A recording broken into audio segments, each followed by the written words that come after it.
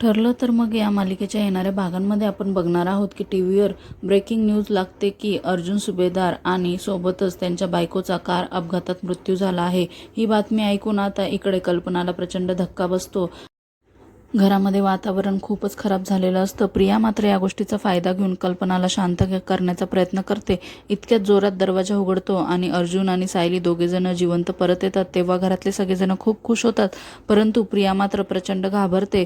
तर सायली मात्र आता तिला धमकावते, तुझा हा प्लॅन मात्र खराब झाला तर इकडे सायलीला आता प्रिया सांगते, मग माझा पुढचा प्लॅन काही खराब होणार नाही। इतक्यात मात्र अर्जुनच्या गाडीमध्ये एक डेड बॉडी सापडते आणि अर्जुन मात्र आता खुनाच्या आरोपाखाली अटक होतं। तर दुसरीकडे सायली मात्र त्याला सोडवण्याचा प्रयत्न करते। तेव्हा मात्र आता प्रिया तिला म्हणत असते, आता बिचारी एकटी सायली कशी काय सोडवणार अर्जुनला। तेव्हा सायली मात्र प्रियाला चांगलाच दम भरते आणि सांगू लागते की मी तुझे लवकरच 3-13 वाजवणार।